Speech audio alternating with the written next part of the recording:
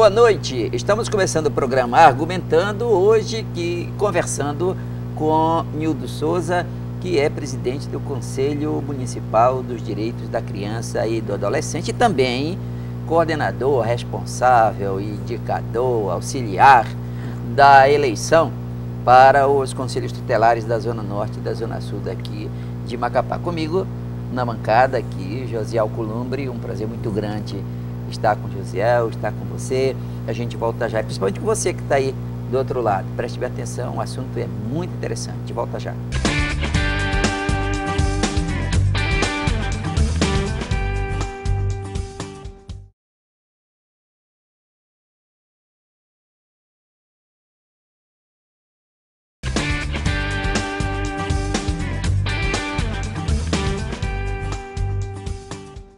Muito bem, estamos de volta agora sim, conversando com o Nildo Souza, Nildo, que é presidente do Conselho. Nildo, nesse momento é um momento de muita efervescência para o Conselho Estadual, envolvendo o Conselho Municipal dos Direitos da Criança e do Adolescente. Mas você é um veterano nessas eleições, agora uma novidade, uma eleição nacional que acontece no dia 4 de outubro e uma disputa acirrada em Macapá, principalmente na Zona Norte. Menor número de eleitores, Josiel, e maior número de candidatos. Na Zona Sul, não, menor número de candidatos e maior número de eleitores. Como é que está essa situação?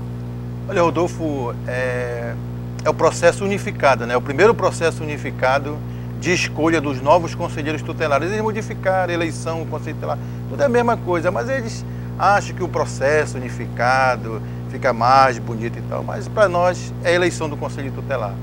Então, a briga está feia, como você falou.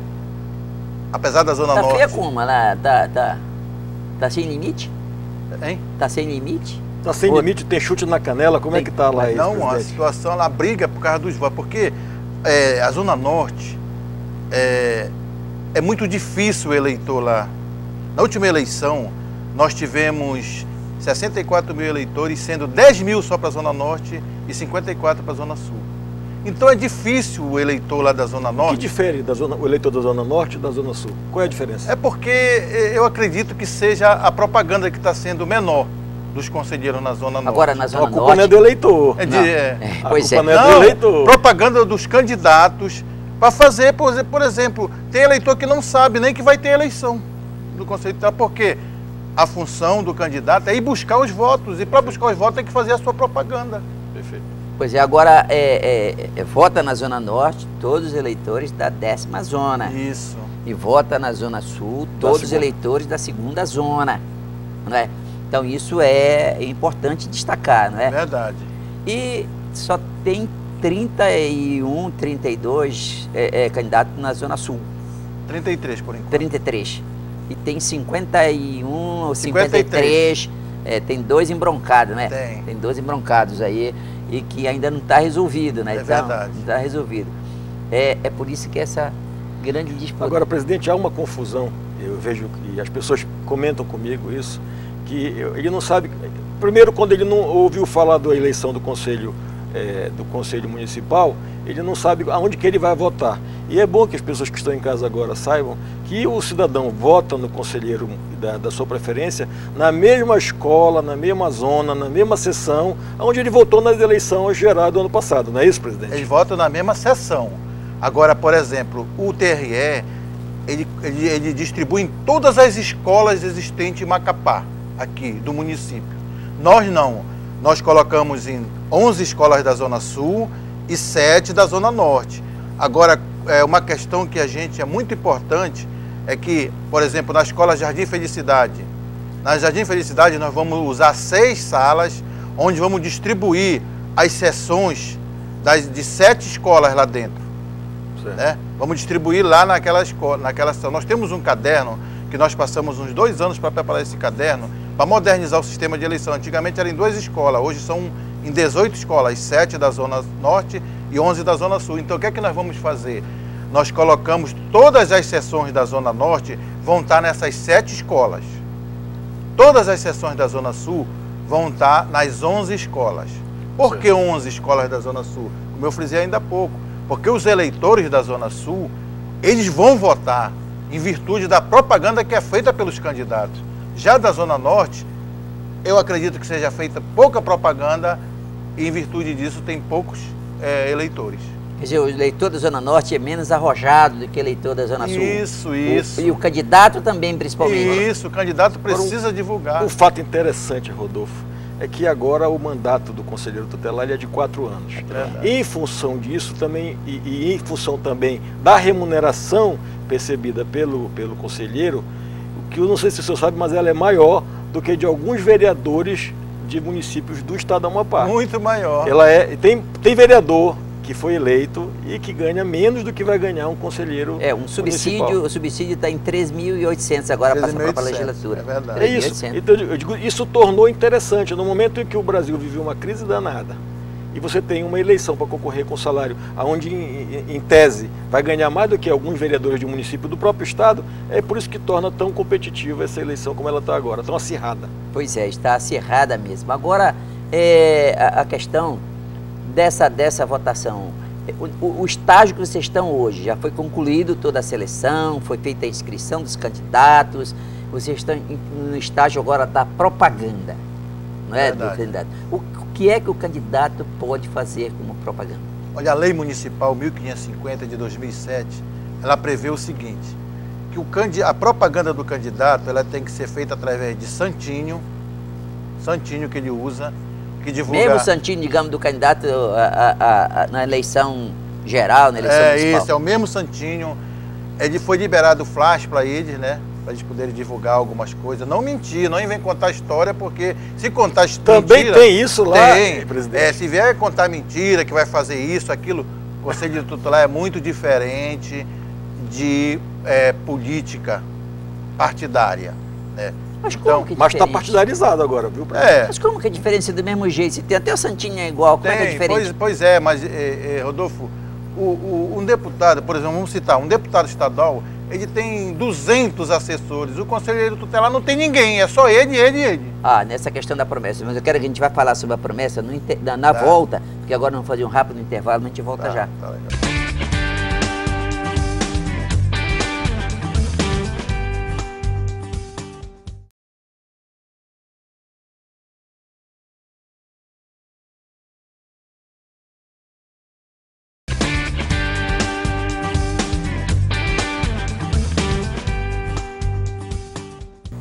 Muito bem, estamos de volta agora sim para falar sobre essa questão que é exatamente o que alguns candidatos, eles acenam com a possibilidade de alguns assessores.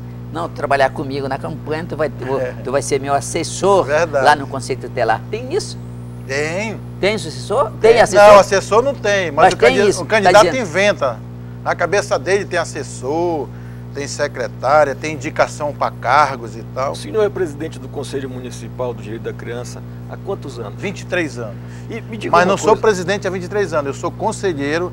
Agora, 4 vezes eu assumi a Eu presidência. não tenho nada contra o tempo, eu só fiz a pergunta para engatar no que eu sei. quero saber, na verdade. Por quê? Eu quero saber o seguinte, nesses seus 23 anos à frente desse importante órgão que nós temos de fiscalização, o que de fato os conselheiros conseguiram trazer de benefício para os menores do estado do Amapá, do município de Macapá especificamente? Olha, José, é o seguinte, o conselheiro tutelar ele tem uma função que é especificada no Estatuto função da dele Criança e eu sei, Adolescente. está escrito no Entendeu? Estatuto. Eu quero saber o que de fato aconteceu. 23 Pois anos é muito tempo, tem experiência Pois nisso. é, mas eles fazem, porque eles têm uma obrigação de defender os direitos da criança e do adolescente. Certo. O conselheiro tutelar, muita gente cobra para o conselheiro tutelar estar na rua atrás de criança ou adolescente. Não é a função dele.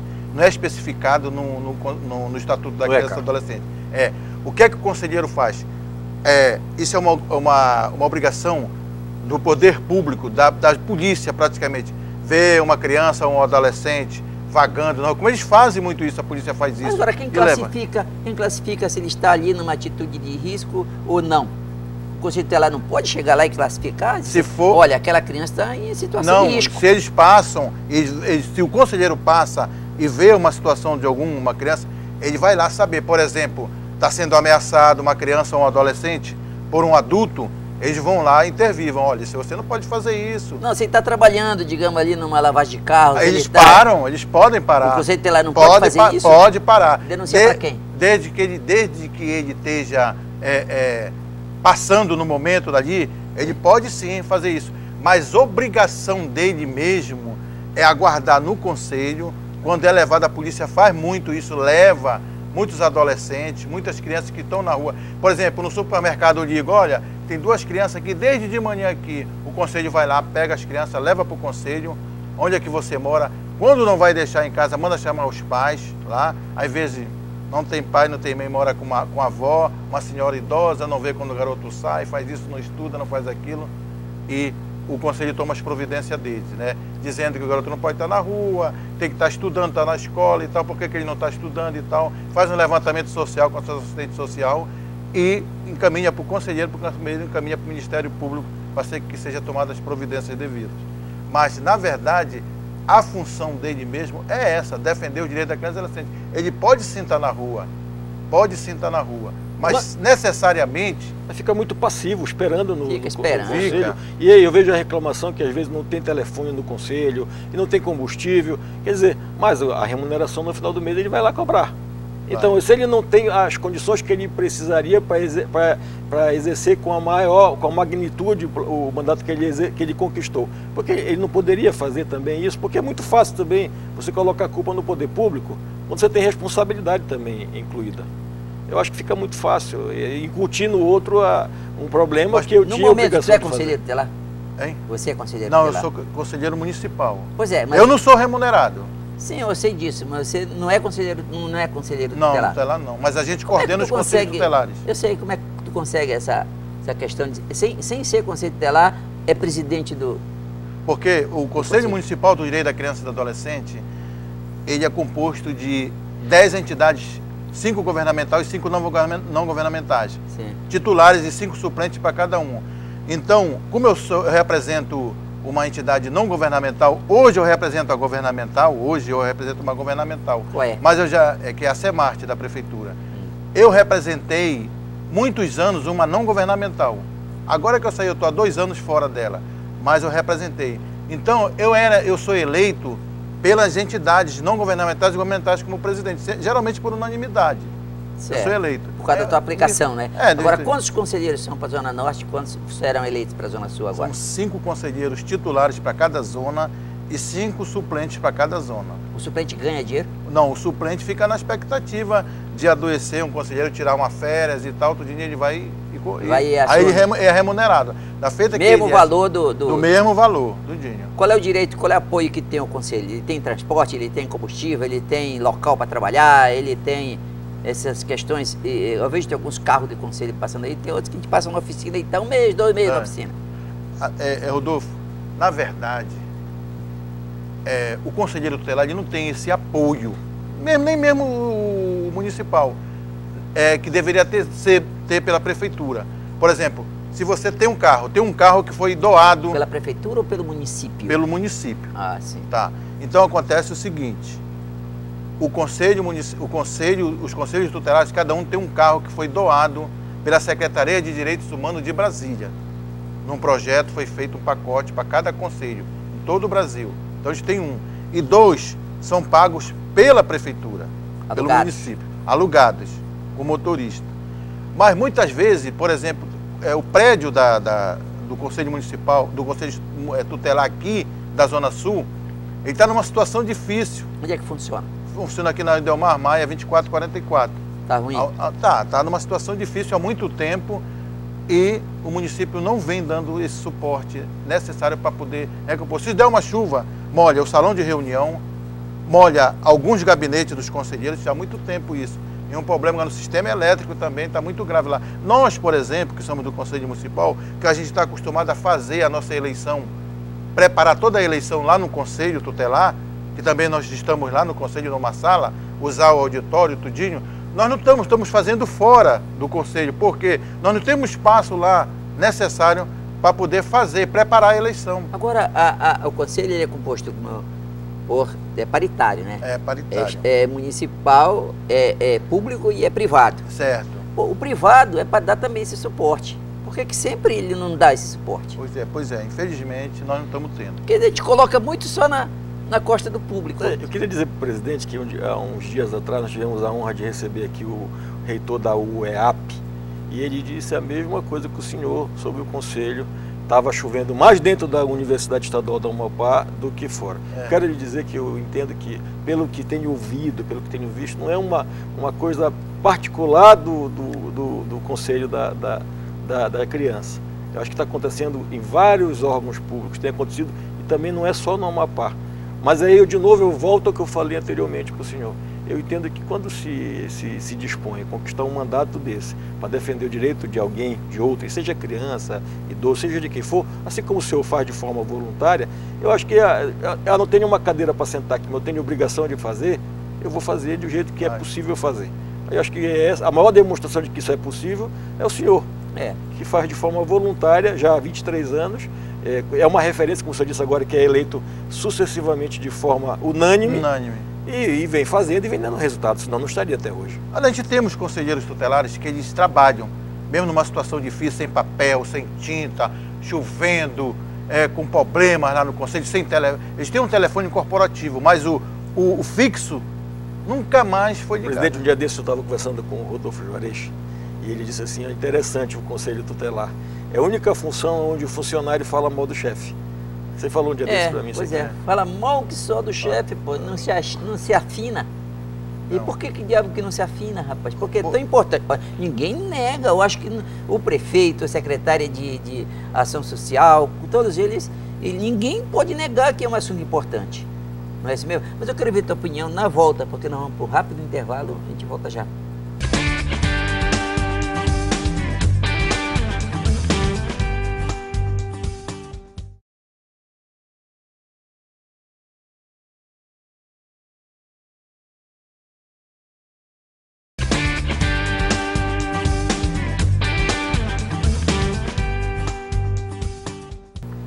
Muito bem, estamos de volta conversando com Nildo Souza, presidente do Conselho Municipal dos Direitos da Criança e do Adolescente aqui em Macapá. E acontece, além de Macapá, Nildo, acontece em todo o estado. Todo o estado. No mesmo dia 4 de outubro. E qual é a relação que tu tem com os outros presidentes que estão também orientando essas eleições? Olha, Rodolfo, nós orientamos muitos interiores aí. Presidente de interiores com relação à eleição. Porque, na verdade, a eleição acontecia num mês em Macapá, no outro mês em Taubal, no outro mês em Laranjal, no outro mês... Então, ficava numa situação difícil. Como foi unificada agora, houve dificuldade, sim, dos conselhos de direito dos municípios com relação à eleição. Porque eles não tinham, assim, muita coisa para colocar, não tinham como preparar um edital, como preparar uma resolução. Não tinha experiência. Então, eles pediram muita orientação para o Conselho Estadual, e a presidente do Conselho Estadual é vice-presidente do nosso Conselho, e nós passamos a orientar eles, ficha de inscrição, outros meios, como é que eles tinham que proceder. Como é que é a notícia que tu tens aí do interior? A notícia que nós temos... Todos os outros 15 municípios... Mesmo com muita dificuldade, eles estão encaminhando a eleição. Pois é, tudo é com dificuldade, não tem dúvida. Então, estou encaminhando a eleição. Cabe a gente reconhecer e poder ajudar da melhor maneira possível. Como a gente está fazendo... Nós estamos empurrando com a barriga essa eleição, daqui de Macapá, que dá quase 70 mil eleitores. Eu fico me perguntando, presidente, se em Macapá tem essa dificuldade toda, eu fico imaginando como é que está o conselho do Pracuúba, do Tartarugalzinho, da Pedra Branca. Difícil. Eu fico imaginando entrevistar um conselheiro de lá, a quantidade de reclamação que a gente vai ouvir aqui, Rodolfo. Muita. Porque se nós estamos falando da capital do estado do Amapá, nós temos dificuldade. E ninguém nega que tem. Está aí, está o governador dizendo que não tem dinheiro para nada, está a presidente da República pedindo para apertar o cinto, que não pode pagar ninguém, e é arroxo, é corte, o tempo todo é só essa conversa. Agora imagina como está. E lá no interior do Amapá, como é que estão nossas crianças lá, né, presidente? Situação muito difícil. Inclusive Taubal, nós estivemos conversando com um conselheiro tutelar de lá, ele estava mostrando o edital que foi feito lá. Nossa, tinha muita irregularidade, muita coisa. Mas aí a promotoria, porque a promotoria local, evidentemente, cuida também da criança e do adolescente. Aqui é tudo repartido, né? É verdade. Quem cuida da criança e do adolescente, outro cuida de outras coisas, mas lá cuida de tudo. E ele não tem ajudado a promotoria? Olha, inclusive nós orientamos ele da seguinte maneira: de que eles deveriam procurar, porque o Ministério Público, ele é o órgão fiscalizador das eleições do Conselho Tutelar em todo o Brasil. A gente recorre ao Ministério Público aqui. A gente vai com o promotor e peita ele e diz, olha, nós temos que resolver esse problema aqui, o senhor tem que nos ajudar e tal, tudinho, porque se vocês são órgãos fiscais, não, vamos ajudar e tal, tudinho. Então, no interior tem que ser a mesma coisa, a gente sempre para ele, vocês têm que procurar o Ministério Público. E nós temos que ter uma assessoria jurídica para nos orientar. Concordo. Se a gente não tiver assessoria jurídica, nós não temos assessoria jurídica, nós tivemos que recorrer à OAB. Fomos com o presidente, ele montou uma comissão de 5 advogados para defender o direito da criança e do adolescente e cedeu para nós. Olha, eu quero aqui parabenizar o presidente da OAB por ter feito essa atitude. Na OAB, as reuniões foram feitas na OAB, na com os OAB candidatos, foi na OAB. O apoio dele, cedeu todo o apoio e já nos cedeu a OAB para fazer a apuração lá. Você vê a importância que tem a Ordem dos Advogados. Pois é, eu não entendi por que o Tribunal Regional Eleitoral não assumiu esse papel. Não assume. Por quê? Por que não assumiu? Porque eles dizem o seguinte, que a eleição não é deles. Sim, né? Todo mundo sabe que não é deles. A eleição está dizendo que o Estatuto da Criança e Adolescente diz que o Conselho Municipal do Direito da Criança e Adolescente é responsável para realizar a eleição dos conselhos tutelares. Sim, mas não impede que um apoio direto do Tribunal Regional... No apoio que eles dão para nós... As urnas não são do tribunal? Das urnas, só as urnas. As urnas não são? Só as urnas. As urnas não são zeradas, são né? Feita pelo pessoal do... Tudo. A banca, por exemplo, a banca lá que vai de votação. Quem é que designa? A banca de votação... Quem preside os mesários, tudo, são funcionários da prefeitura. Quer dizer, quem designa? Quem designa, nós pedimos para o prefeito, para o secretário disponibilizar para nós. Mas quem designou? Quem designa, quem assina lá, tu vai ser o presidente, Pedro, tu vai ser o presidente da número 1, o Joaquim vai ser presidente da número 2. A comissão eleitoral. Comissão eleitoral. É. Quantos membros tem na comissão eleitoral? Nós somos 6 componentes da comissão. A fiscalização da campanha, quem faz? Ministério Público. Só o Ministério Público? Só o Ministério Público. O Conselho não faz? Não faz. Nós não temos gente suficiente para fazer isso. Fazer isso, faz. E como é que está a campanha hoje? Hoje, como eu estou lhe falando, hoje nós necessitamos de um apoio melhor da Prefeitura, porque nós não temos um carro, nós não temos assessoria jurídica, temos agora porque o OAB nos cedeu. Está resolvido, então. E nós não temos telefone para nos comunicar com os candidatos. Qualquer mudança que houver, a gente comunicar, nós não temos telefone para isso. Tem mudança, tem possibilidade de mudança no meio do Não, já existiu isso. Por exemplo, o local para a capacitação, vamos conversar, ligar para os candidatos, 80 e poucos candidatos, liga para eles e tal. Presidente, os candidatos a conselheiro tutelar, qual foi a maior mentira que o senhor já ouviu eles prometendo para um eleitor pedindo o voto? Não, os eleitores perguntam para nós. Né, já teve um problema de uma pesquisa aí, que saiu nas redes sociais, né? Foi. Inclusive... foi muito polêmico isso. Deu uma polêmica danada e essa pessoa está passível de ser... Excluída, né? E foi excluída ou não? Não, segunda-feira a Comissão Eleitoral, juntamente com o Ministério Público, vai fazer uma sessão para votar se exclui ele ou se mantém ele. Pois é, por causa desta pesquisa. O senhor acha que tem pesquisa. que manter ou tem que excluir? Não, na verdade, pelo que nós vimos, pelo que o Ministério Público solicita, né, através do documento deles, dizendo que o candidato tem uma folha extensa da justiça, né, fez várias coisas erradas, que é passivo, não tem conduta ilibada para ser um conselheiro, então o colegiado, né, da Comissão Eleitoral vai se reunir para julgar esse candidato. Eu não sei a cabeça dos outros, mas pela minha cabeça eu já tenho a minha decisão, né? Tá certo. Olha, nós estamos num tempo de ficha limpa. Ficha limpa para político, ficha limpa para qualquer cargo que for assumir. Funcionário público tem que ser ficha limpa. Eu acho que nós temos que começar também no Conselho, também inclusive é proibido. A nivelar, tem que nivelar. Não, mas isso agora convida só, estamos terminando nosso tempo, convida o eleitor, aconselha os teus candidatos. Não, olha, aqui a gente pede, viu, Rodolfo, que os candidatos, eles façam uma campanha limpa, se preocupem em correr atrás do seu voto. Não se preocupar com o cara que está do lado dele, nem na frente dele, nem atrás dele. Sim, eu quero o eleitor que venha votar em mim pelo que eu sou, pelo que eu apresento.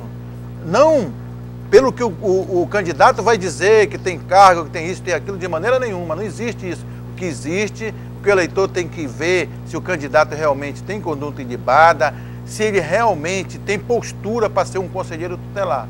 Tá certo. Nós conversamos aqui com o Nildo Souza, presidente do Conselho dos Direitos da Criança e do Adolescente, Conselho Municipal, e que está organizando aí a eleição dos conselheiros que acontece no dia 4 de outubro. Fique com a gente, fique com a Band.